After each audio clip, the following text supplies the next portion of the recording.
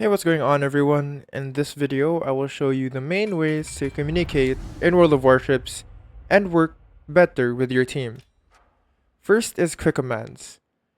Press and hold B to open the command wheel, and from here you can quickly say things like good luck, provide air support, or even attention, which means focus on the enemy. These are fast and perfect during intense battles. Second is text chat. Press enter to open the chat box.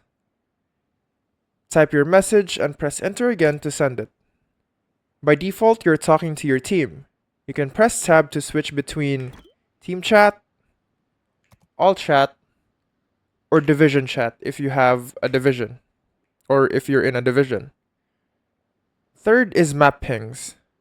Hold control, then left click on the map to ping a location. This is great for showing where enemies are or where you want your team to go.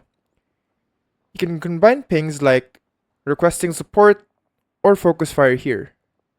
Using these tools together helps your team share enemy positions, coordinate attacks, and defend objectives. And that's it. Quick commands, chat, and map pings are all you need to communicate effectively in World of Warships.